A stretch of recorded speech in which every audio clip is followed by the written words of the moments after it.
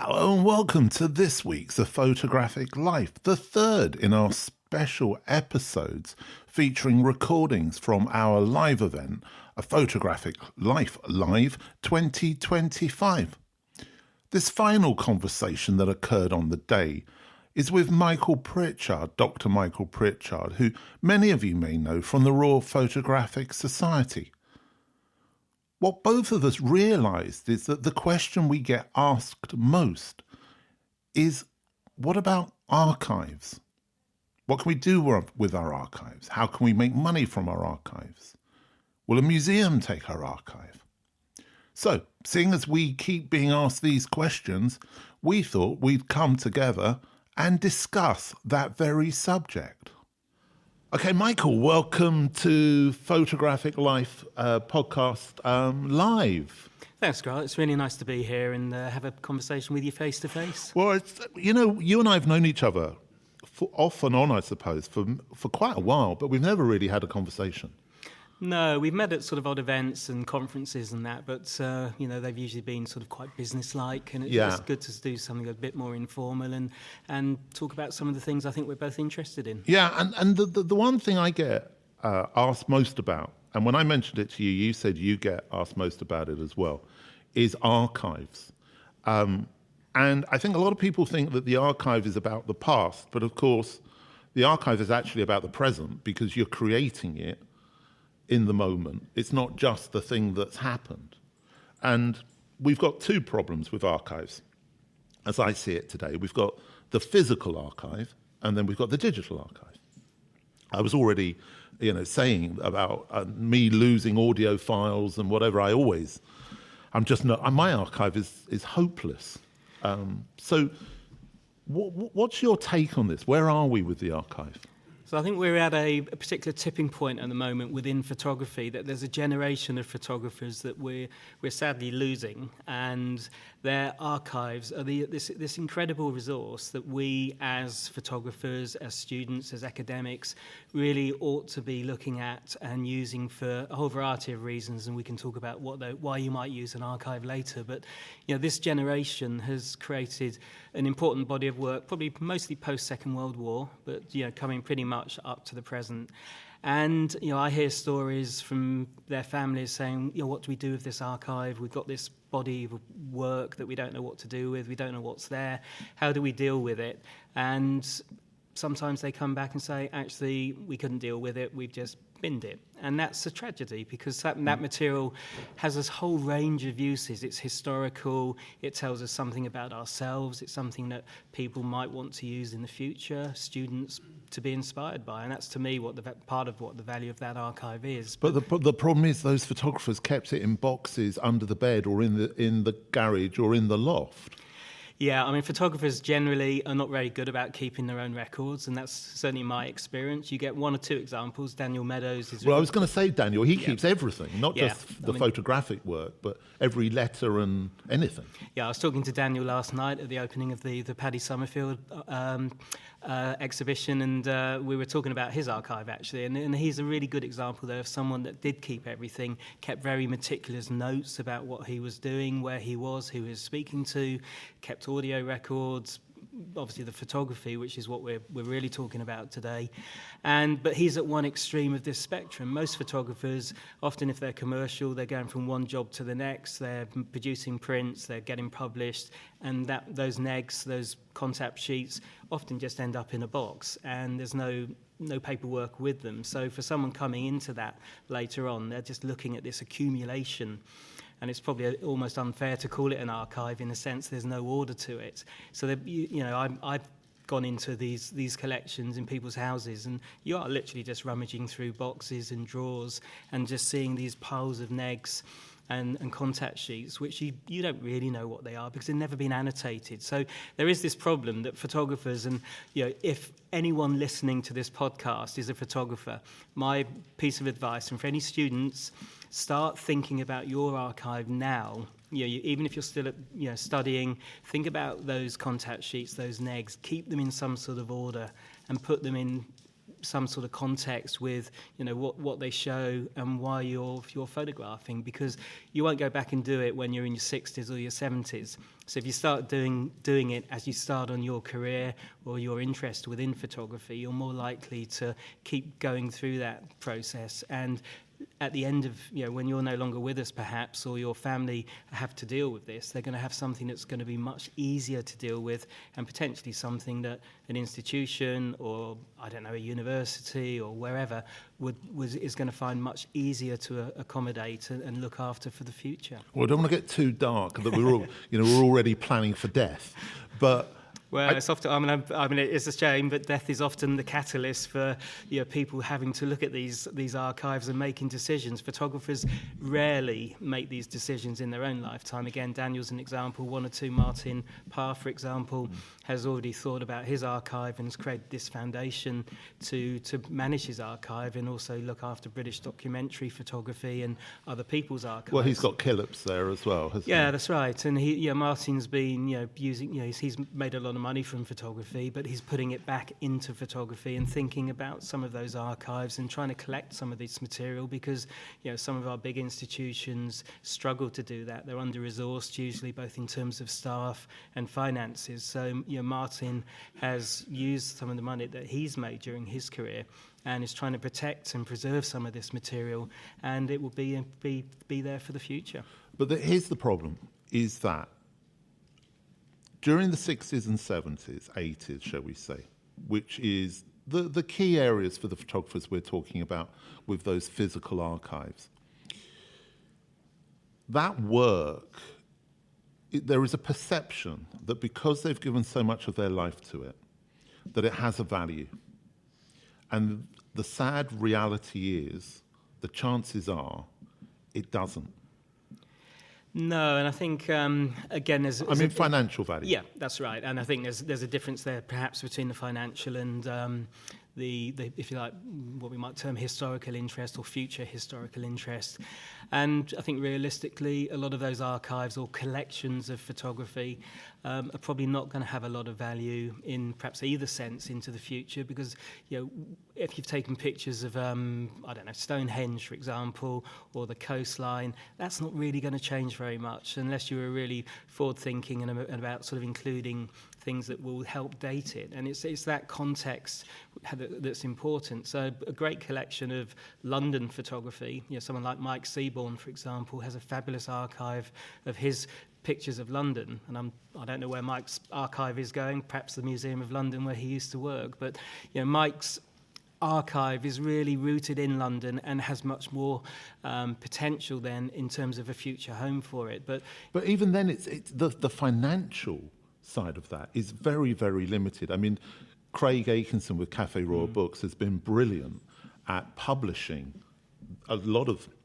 I know he gets inundated with people who've got work in archives, or their archive, I should say, archival work, and he publishes them and it gets seen and then they can be recorded. But in reality, a lot of works in archives isn't going to be an exhibition and isn't going to be a book and it isn't going to have a financial kind of future. So, but it is intellectually interesting or culturally. It is, and I think the danger is that we, in where we now, 2025, are going to try and think what might be of interest to someone in 2125, and I think that's the danger, is that, and okay, we can't collect everything, but we need to, curators, archivists need to be a bit more perhaps open-minded about taking on some of these collections that today, of course, may not have any value in whatever sense, but in 150 years' time, those curators will be looking at it in a very different way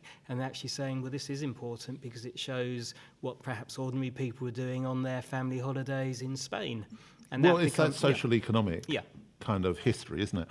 But if you're a photographer working today and you're building a digital archive, and certainly if you're the photographer such as myself, and I've been through floppy disks and I've been through hard drives that crash and everything else that we've been through, it's a very difficult format to then turn into an archive that we can future-proof.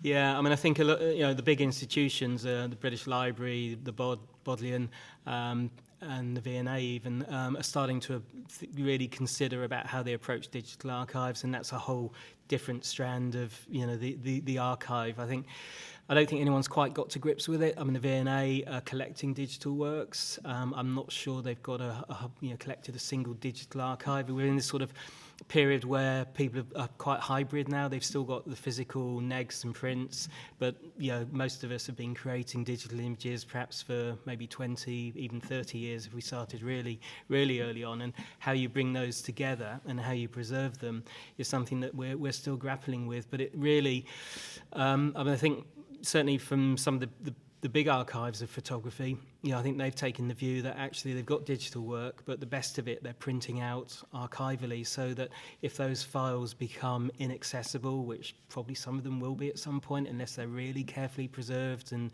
transferred and rechecked, then at least they've preserved some of the key images.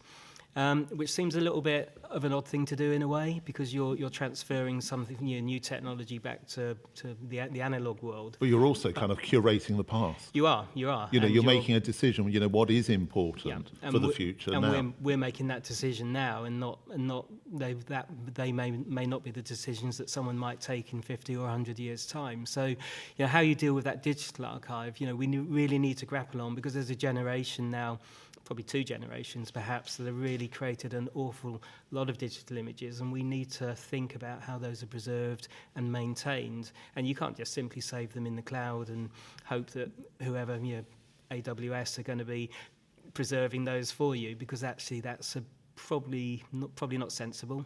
Yeah.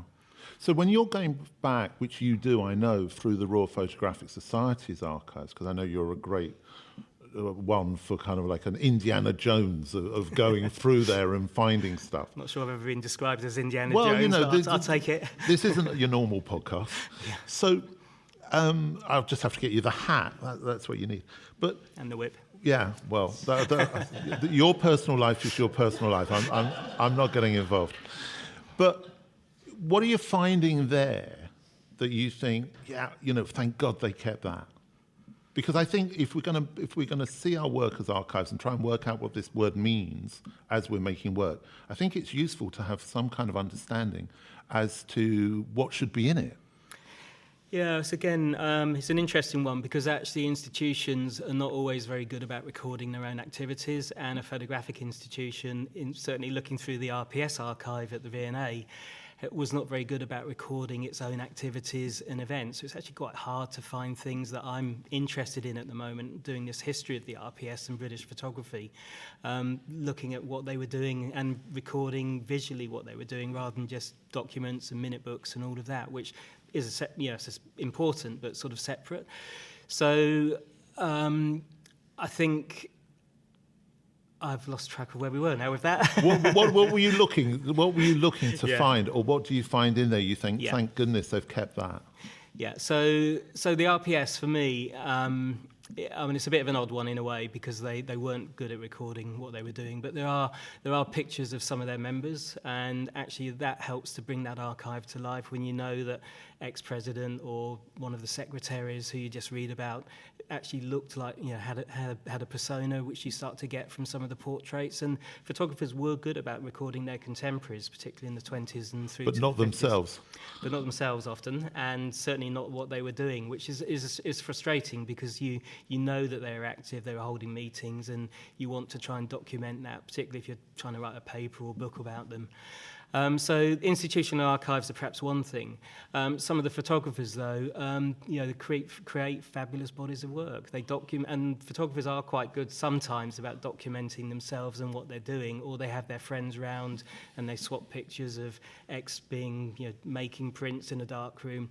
And some of that I think is really interesting, because again we read through some of the textbooks of the 1920s and 30s, say, and we know what they're doing and how they're doing it because it's described in text. But when you actually see someone leaning over a dish, with the red safe light on them, and you start to get a sense of the magic of what they were doing, and it shows you something about photography in a very different way. And I think it's really important that those documentary pictures are of photographers actively doing what they're doing in a darkroom, in a studio, in the field, that we preserve them and actually look at them and actually republish and reuse them as well in some ways. In a sense, it's the modern day behind the scenes. Yeah, very much so. And again, this is where photographers were quite good. Everyone from...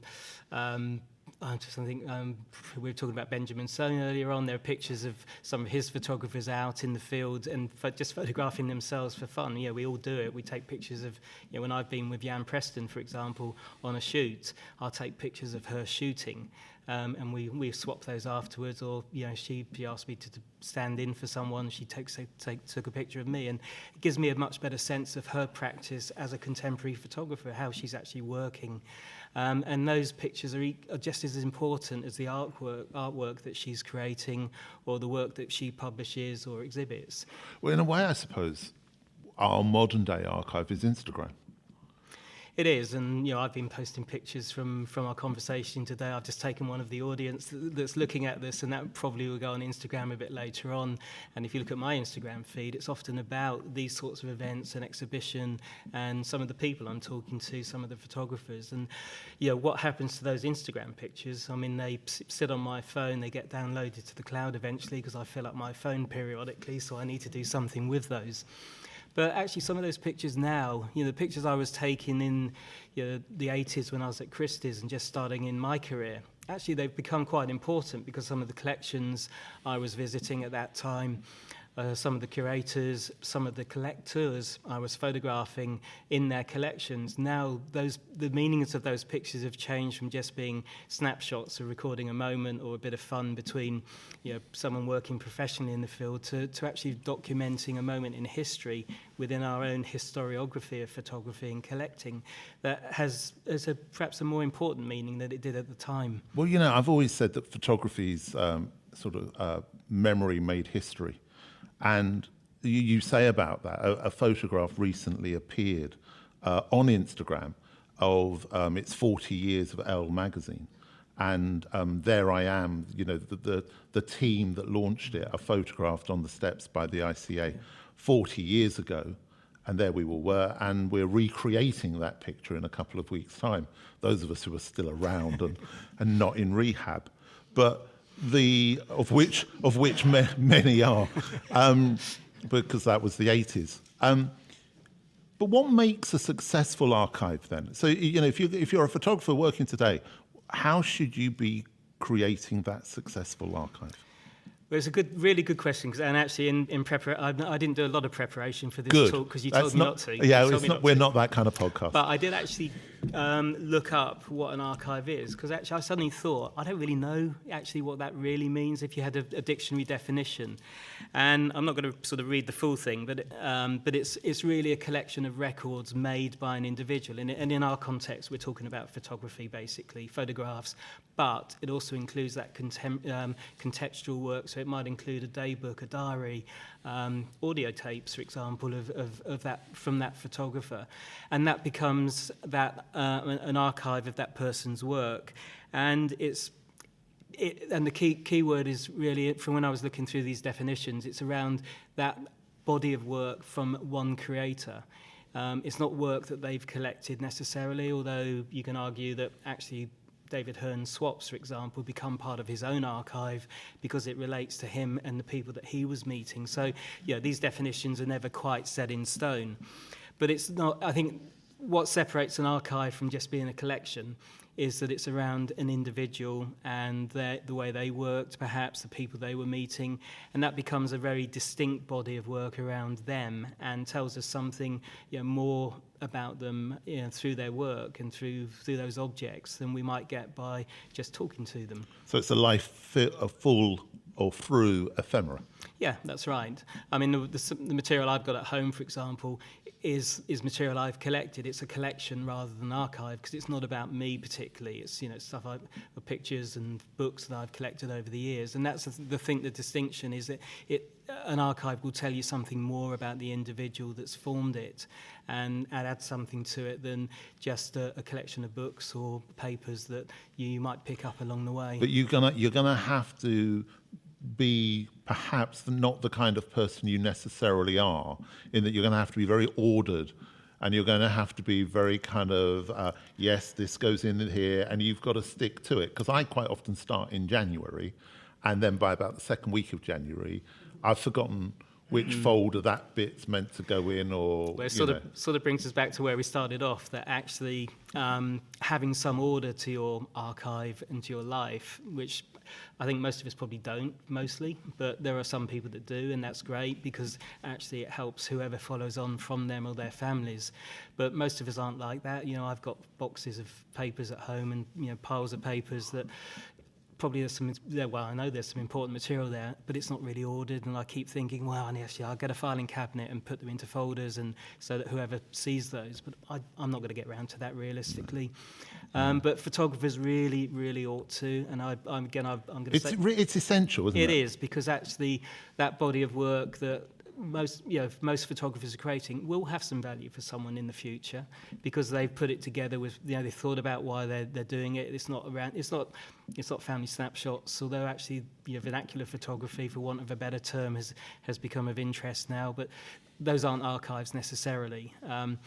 Whereas I think people that are taking their photography more seriously, the photographers, whether they've worked commercially, whether they're just interested, perhaps as a hobbyist, and that's those archives from hobbyist photographers are equally as valid as the Martin Parrs of the world, and who are producing work for different reasons. And I think this is why we can't start prejudging those archives now, because we should be collecting and preserving some of them at least. We can't do everything, but because we don't know what our successors are going to be wanting to look at in the future. But what does a photographer do, perhaps, shall we say, of a certain age, who's getting to that point where they're thinking, this work has accumulated, I haven't been very good at organising it, but it's there.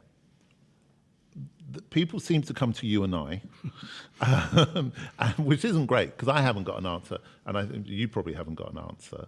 Or maybe you have got an answer. Well, I do give advice to people. You don't tell them to speak to me. No, we just bounce them backwards and forwards. Yeah, that's right. No, I do talk, and I was talking to a photographer's family on Friday afternoon, actually, for an hour for this. Actually, trying to answer that very question for them about what to do. I mean, okay, they're the family, so take it back one step to their father. What he should have been doing, and what, again, I would encourage any photographer to do is go back. And I know it's painful, it takes a long time, but actually it could be really interesting as well. But go back and start putting it into order, even if it's just chronologically, or even if it's just by job or or project, whatever it happens to be. But bring that material together so it's at least there's some order to it. If you can start spending more time, or afford to bring someone in, pay someone, or have a family member that's interested, and there's some really good examples I might come back to in a moment around that, but if you've got a family member that's interested, well, start to get them to look at the archive and work with you on ordering it, making an inventory. I mean, cataloguing's another level of detail, and I think realistic. Well, that is one kind of big room of hell, isn't it? Yeah, it is. Because you're introducing the word Excel. and I don't think that's appropriate. No, at this stage. Well, it could be. I know, again, that's what I'm fearful of. It's a great way to order things, and this is, again, the conversation on Friday was about the next step now is to start producing a, dare I say, Excel spreadsheet. Well, see, you added both the extra words as well, spreadsheet. That's just trying to scare you, Grant. I know. Just trying to scare you. But actually, it is a good way to produce some order, and you can then start to put things into folders, give a number to that folder, give a number on the spreadsheet, and you can start to marry bits of information together. And it can only happen during the photographer's lifetime, because you'll never get the full story otherwise. And I think it's so, it really is important that people do that. It is painful and it takes time, and sometimes there isn't always the time available to do it, or people just aren't well enough. But at least try and leave something behind you that will allow your family, someone, an archivist maybe coming in to look, that will get something more from it than just seeing boxes and boxes or files on a shelf, which that can be demoralising. I've seen them, and I've had to go into rooms and just sit there for literally days on end trying to make some sense, and you're always left with this feeling that you've never quite got to the bottom of it, because you haven't really, because actually it's in someone else's head. Yeah, that is the problem. And I remember doing a book for the photographer John Hedgecoe, who many people learnt photography thanks to John Hedgecoe's books, and I went up to Norwich to his palace, which he had earned enough money from teaching people photography to live in. And in the barn of the palace, it was an old Elizabethan palace, I think, was just box after box after box of negatives. Nothing else there. And I just had to sit down and try and work it out. But what was interesting about that, and I think this is a bit of an issue for photographers to think about, is what he thought was valuable wasn't. Yeah, and I think it comes back to what we were saying earlier about, what's a curator or an archivist going to think is valuable in 100 years' time. Yeah. And actually, photographers are not always the best judges of their own work. And I was talking to someone earlier today about this, and sometimes they need someone from the outside looking in and working with them. And my instinct as a researcher, as a historian, is to keep everything. Now, clearly, that isn't always practical, but I've never wanted to try and prejudge what my successors might be wanting to look at in an archive. So I think you try and keep as much as you can, at least, and not throw too much away. But space is always an issue. The cost of storage is an issue. There's all of these problems, but most of these things can be dealt with in a way. Well, they can. I just move house and throw everything away. And then Don't tell me that. No, I do. I have nothing. I have a terrible archive. I do wonder, though, that I think a lot of photographers have this belief that a museum or a gallery is going to be interested in their work. And there needs to be a recognition, doesn't there, that they don't actually probably have the money to do it. I mean, the big problem, of course, was Birmingham Library, when they took in Paul Hills and Daniel Meadows in particular. And I know because of the great Pete James. But when Pete left, they literally locked the door, as I understand it. Daniel got his out, but Paul has still got his there. Yeah, and excuse me. I think institutions, they are good in many respects, and the Birmingham case study is a very particular one. I think the key thing there is, though, that material is being preserved. Okay, it might not be as accessible, well, in fact, may not be accessible at all. But even to the photographers. Even to the photographer. Paul. Daniel was fortunate in the agreement that he had with the Library of Birmingham meant that he could pull it out. Paul, unfortunately, couldn't do, but at least Paul can be confident that his material will be preserved and looked after, and at some point when Birmingham gets through its financial issues, will make that available to others, or maybe someone will go, or Birmingham University, City University will start to think, actually, there's something here on our doorstep, and start to bring some of that material back to life again. But you're right. Photographers' archives, not all of them are going to be of interest. I think big institutions also come with their own issues about resources. Storage is always the problem. And, if you give your archive to the Bodleian, for example, there's a cost associated with that. In America, particularly, in this country increasingly, it's not simply a question of you giving your archive to an institution. They want you to give your archive with an endowment, so they can pay for storage, so they can pay for the environmental conditions, they can pay for an archivist to go through and actually do that cataloguing, to make it accessible, to digitise it. So, there are issues around that. I mean, Daniel, again, we keep coming back to Daniel, but... Well, I think he is the absolute blueprint for how to do it the right way. Yeah, and I mean, how he does it, I don't know, but he did. Yeah, I think Daniel had a really clear vision about what he wanted when he deposited it with Birmingham, and clearly had the foresight to think if things went pear-shaped in Birmingham, then at least he could pull it back out. And the Bodleian have done, so his agreement with the Bodleian, as I understand it, was that they had to deliver a publication, they had to deliver an exhibition, which they have done and done extremely well in both of those cases. And as talking to Daniel last night, he's happy, I think, with the way that the Bodleian have been working with his archive and have been looking after it. But again, he was able to give them something that he had spent thousands of hours probably working on, ordering, making sure that all of that material was easy for them to transfer into that archive.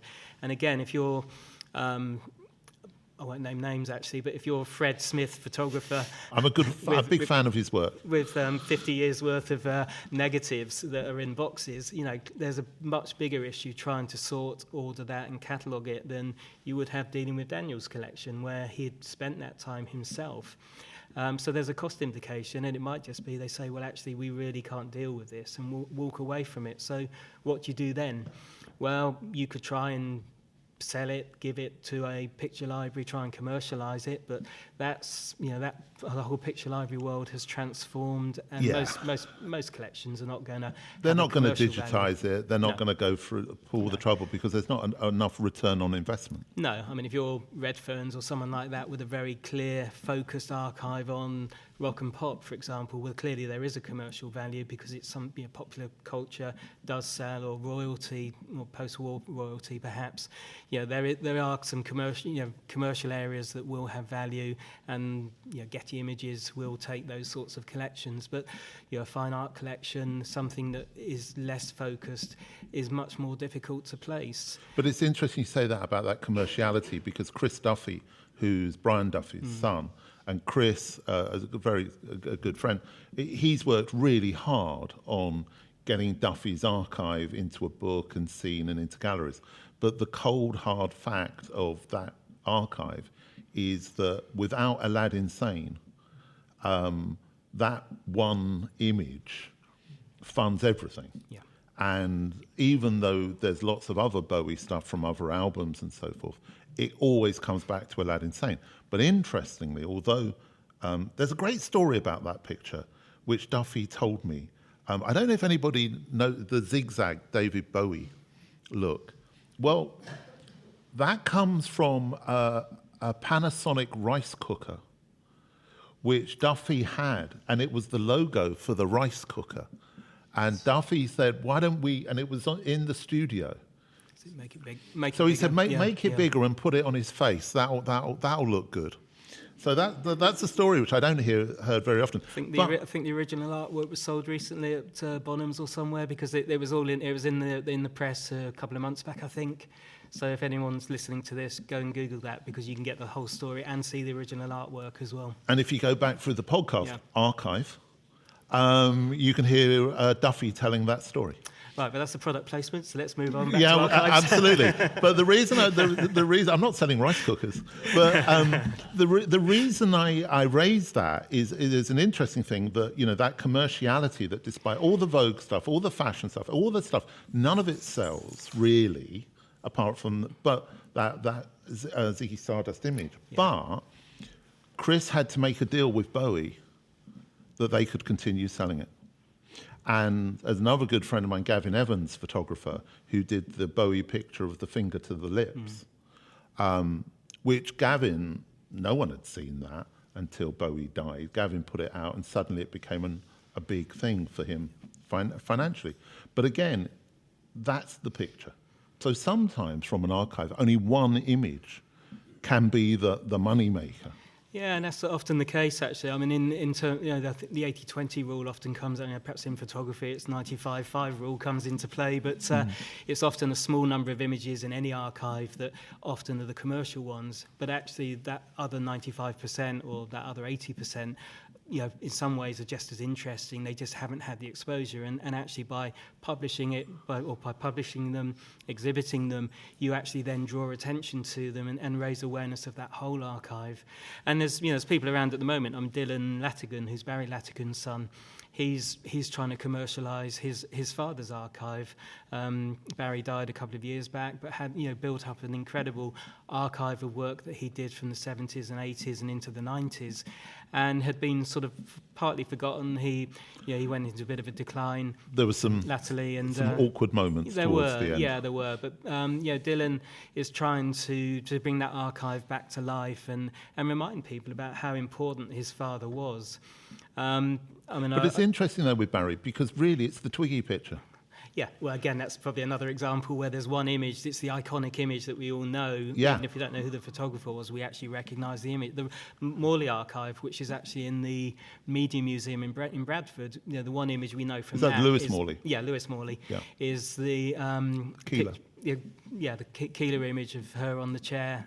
But you say that, I'm sure how many people here and how many people listening will know who Christine Keeler was and the Profumo affair. People of a certain age. Perhaps we're showing our age. Well, I think we are, because it's interesting that Elvis pictures now are not going to be as valuable as Beatles pictures, whereas at one time that would have been the big thing. So we also go back to that Hedgecoe thing. He could not understand why his pictures of Tommy Cooper and Diana Dawes weren't of great value, and I was having to try and explain to him, it's the past. It is, and we're going through this sort of, it's almost like a wave where the 80s were popular, the 90s. I think now, from what I'm reading, the early 2000s is where it's at. And I'm more familiar with the sort of 90s and the 80s, really. But that later material will have an interest to people now and into the future, but in some point it's going to be the 2010s, the 2020s. Well, it's interesting because it's like that with second-hand cars at the minute. If you want to buy a car from the 40s, 50s, 60s and earlier, they're of no value. Everybody wants the car from the 90s that they couldn't afford at that time. Yeah. So, in a sense, I suppose, what the archive is it's something to pass on to your grandchildren, great-grandchildren. It's a personal thing, because if you expect it to have a financial benefit for your children, maybe unlikely, not. Unlikely. Very unlikely. The chances of it going into an institution, again, fairly remote in most cases. Yeah, I don't want us to sound too down on this, but it's just the reality. Realistic, yeah. It's the reality. Yeah. So, but keeping that archive for your family could give some understanding to who you were to people who follow you, but maybe we have to be more realistic about the archive. I think we even have to be realistic about that, because actually... You're speaking about your family? Or yeah, well, any family. Let's keep it generic. But the next generation will have a relationship perhaps with the photographer, but you move 2-3 generations down, and that becomes a much looser band. So even though on paper they might be part of that family tree, that personal connection gets lost. And a few generations on, people, years ago, people then would sell their family albums or the family Bible because they were Michael, you're taking me down a horribly kind of dystopian but I'm going future. I'm going to give you a positive now, because a few weeks ago I went to see an exhibition organised by a guy called Jack Smith. So you're nodding, Grant. But yeah, Ben's behind Jack's it. Probably, I don't know, he's probably early 20s, and he came across his grandfather's archive, and it was literally boxes and boxes, 80,000 35mm slides. I think there were some prints there. His father was called Herbert Smith. He was a fellow of the RPS, so producing a very particular type of photography, which, in some ways probably isn't popular today, although I think actually is increasingly being reappraised, but we could leave that for the moment. So Jack's going through all of his grandfather's slides, thinking there's something here. And he's made it into something now. He's got a website. He's posting some of scans from those slides on Instagram, and he's also commercializing it. So PrintSpace held an exhibition of some of that work, which Jack curated, and produced a really interesting selection of works. His grandfather was photographing in South America, in Hong Kong, in Britain to some extent, and actually some of the work is really interesting. And I think had that just been thrown away or discarded by his son, who was also at the opening of the exhibition, and so I think he also now understands the value of it. That could have been lost forever, or it could have been sold at auction and just got distributed widely. But Jack's actually made something of that archive, and I think that's a really positive thing to take away, if nothing else, from today, that actually, you can do new things with an archive. It doesn't have to just sit there in the Bodleian or in the British Library and just be open to academics. You can commercialise it to some extent. It probably won't ever make a massive amount of money, but also Jack, though, is making it relevant. He's finding things within that archive that actually have a lot of historical interest. His grandfather, I think, was photographing mostly from the 50s through to the 80s or early 90s. So, so it's starting to become of interest now that we can look back in street views of London, and those what I particularly gravitated to in some of the views of Hong Kong from the 80s. And they suddenly had this really historical perspective that was of interest to me, and I think increasingly will be of interest to people. So his job now is to try and get those out more widely. I think he wants to do more exhibitions, wants to curate more shows from that work, and what he's doing through social media is fabulous. And I think that's such a good example of how you can make something of what might, for the most part, seem fairly normal, nondescript amateur photography, but really make something of it. So for anyone that's listening, it's called A Blank Wall. So Google it, go and have a look at Instagram, look at the website, because you'll see some really interesting photography that has now become interesting because Jack has made something of it. Well, that leads us into the world of Vivian Maier. It also reminds me of the Saul Leiter estate, which is now appearing on T-shirts because he had an assistant who was so brilliant at kind of all that stuff he had hidden and nobody saw for decades, is suddenly a thing. So maybe what we need with an archive is we need to get an archive, but also what we need to do is we need to find somebody who's got something about them who's going to take it on for us.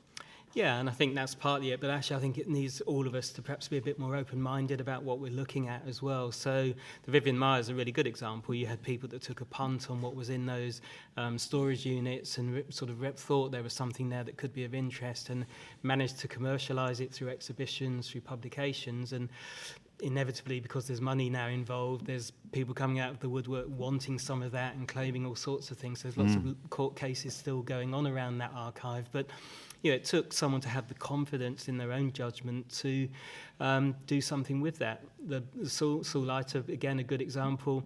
The De Farmer archive, if you don't know De Farmer, go and Google him, because he was taking these studio portraits, very straight studio portraits in 1950s or 1930s America.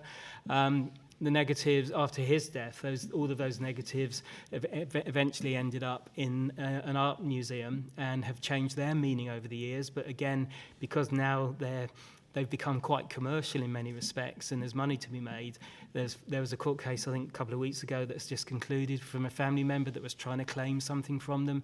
They lost the case, actually, because the negs have been acquired by the institution legally and all the rest of it. But that material took someone to think, well, actually there's something important here to save, and be open-minded enough to do that. And the same with Vivian Maier. Some of these other archives that we see, that sometimes it takes the confidence, and it takes some resource as well, some space inevitably, and some money to start doing something with them in terms of reprinting, processing unexposed films even, and then bringing new life to them. And I think that's where the archive is important, that they're not just this static unit that sits in a warehouse somewhere or in a climate-controlled store. If they're not being used, if they're not being re-looked at or reinterpreted, then they don't really have a lot of value. They're not just there about the objects or the negatives. You've got to be able to do something with them, whether it's students re-looking at them and being inspired, or re-looking at some of the material and thinking, we can do something here and make something more of that material. I think, in conclusion, the archive is the responsibility of the photographer, and you've got to make it work. But then if you want something to happen to your archive, someone else is either going to have to do it for you, but you're going to have to do it independently. You're not going to be able to rely on other people and other institutions and other things. You're going to have to make something happen. Yeah, I think ultimately it's the photographer's responsibility to try and set something in place in advance so that that archive will exist into the future, even if it's just leaving it in one place so that someone can come in and say, oh yes, there's the photography archive, and not have to find it amongst other books or in other rooms in a house, and bits will get lost. So leave something there that's either been thought through really carefully or is physically located, and you've left instructions, because otherwise these archives will just disappear, and that would be a shame. And don't obsess on Photoshop, obsess on Excel spreadsheets. Well, maybe, but there's other things. But even write them onto A4 sheets of paper. But the Excel, for all its faults and that, it doesn't take much to start putting things into columns. So think columns and lists. I always like to finish a podcast on a disagreement. I will completely disagree with you, Michael. Thank you so much for your time. Thanks.